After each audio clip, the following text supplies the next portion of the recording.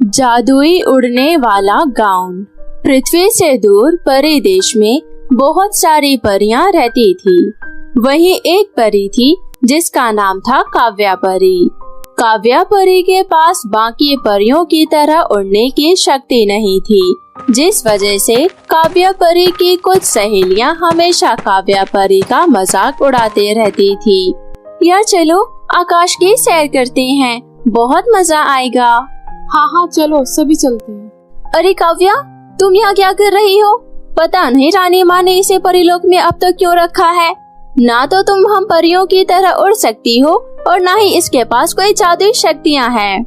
रानी परी को तो इसे पृथ्वी लोक पर भेज देना चाहिए। ये तो परी होते हुए भी परी नहीं है।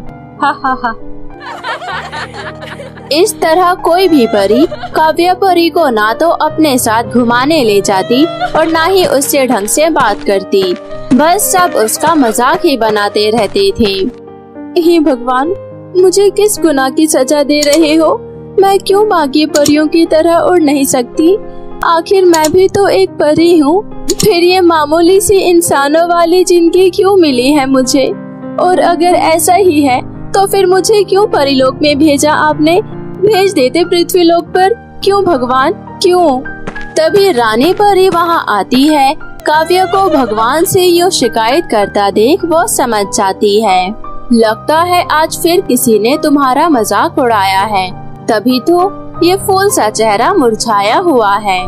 अब आप भी ये सब बोलकर मेरा मजाक मत उड़ाओ। आपसे कितने बार पूछा है मैंने कि आखिर मैं बाकी परियों की तरह क्यों नहीं हूँ। ना तो आपके पास इस बात का जवाब है और ना ही मेरे भगवान के पास। अब जाइए, मुझे अकेला छोड़ दीजिए, मुझे किसी से बात नहीं करनी। काव्या बेटा, यूँ उदास ना हो। वक्त आने पर मैं तुम्हें सब कुछ बता दूंगी और फिर सब ठीक हो जाएगा कुछ दिनों बाद। सुनो परीलोक की सभी परियां, ध्यान से सुनो। परीलोक के राजा प्रयागसेन ने एक परी उत्सव का आयोजन किया है। इस कंपटीशन में जो कोई भी परियां सबसे जल्दी पूरे परीलोक का चक्कर लगा लेगी, उसकी शादी प्रयागसेन के बेटे कर्मसेन से कर दी जाएगी। साथ ही उसे परीलोक की सबसे शक्तिशाली परी के रूप में सम्मानित भी किया जाएगा। ये सूचना सुनते ही परीलोक में तो जैसे जश्न का माहौल हो जाता है। सभी परियां उस कंपटीशन में जाने की तैयारी में लग जाती है। अरे रिया, तुम क्या पहनोगी कंपटीशन वाले दिन? मैं तो अपना सबसे खूबसूरत पिंक कलर वाला गाउन पहनूंगी और देखना, इस कंपटीशन का विनर मैं ही बनूंगी। हाँ रिया, तुम तो हवा में सबसे तेज उड़ती हो। तुमसे तो आज तक रेस में कोई नहीं जीत पाया है और मुझे भी यकीन है इस बार भी तुम इस कंपटीशन में जीतोगी। काव्या परी भी दूर खड़ी होकर ये सब सुन रही थी। तभी रानी परी वहाँ आती है। परियों, आज से पूरे 5 दिन बाद ही ये उत्सव है। सभी परियों को इस कंपटीशन की अच्छे से तैयारी करनी है। सिर्फ कंपटीशन ही नहीं जीतनी है, आप सभी को अपनी सुंदरता से कर्मसेन का दिल भी जीतना है। तो पार्लर जाओ, अभी से ही तैयारी करो, कोई कमी नहीं होनी चाहिए।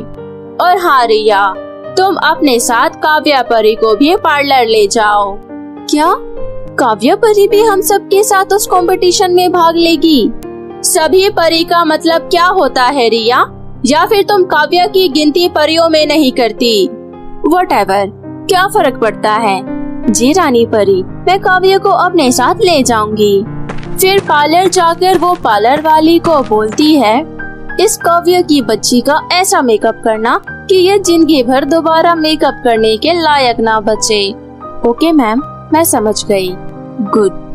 फिर पार्लर वाली काव्या परी का पूरा चेहरा खराब कर देती है।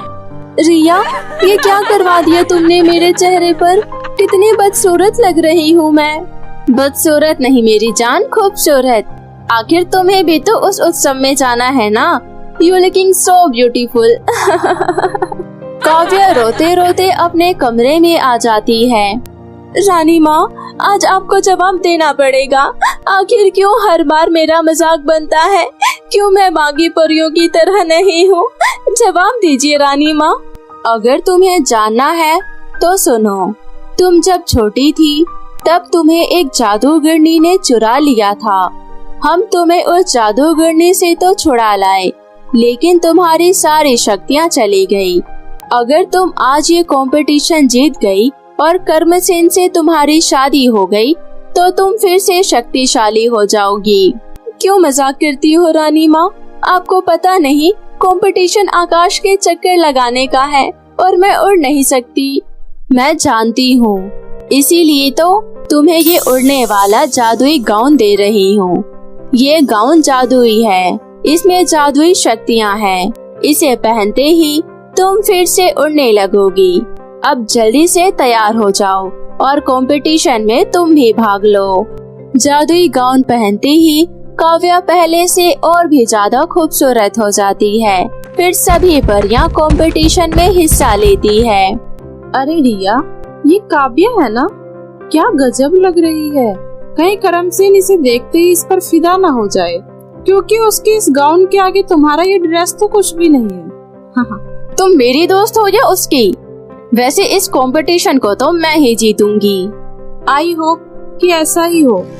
कंपटीशन स्टार्ट हुआ और कुछ देर बाद काव्या परी अपनी जादुई गाउन की मदद से सबसे पहले आसमान का चक्कर लगाकर आ जाती है और फिर कर्मसेन से काव्या की बड़े ही धूमधाम से शादी हो जाती है और काव्या पूरे परीलोक में सबसे शक्तिशाली परी बन जाती है। डियर रिया, अब तुम्हारा क्या होगा? काव्या तो तुमसे भी ज्यादा तेज उड़ रही थी, अब तो वह सबसे ज्यादा शक्तिशाली भी बन गई है। मैं तो चली काव्या से दोस्ती करने और उससे माफी मांगने। तुम भी अपनी गलती की माफी मांग लो, मुझे यकीन है वो तुम्हें जरूर माफ कर देगी। तुम सही कह रही हो डोली। फिर वो दोनों काव्या के पास जाकर उससे माफी मांगते हैं। मुझे माफ कर दो काव्या, मुझ में घमंड आ गया था। I am sorry.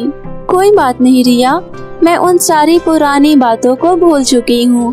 तुम्हें अपनी गलती का एहसास हो गया है, यही सबसे बड़ी माफी है।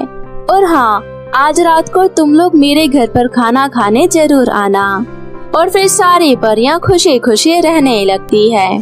तो मेरे प्यारे दोस्तों, इसी तरह हमें भी सभी के साथ मिलजुल कर रहना चाहिए। तो कैसी लगी आपको मेरी ये कहानी? मुझे कमेंट करके जरूर बताएं।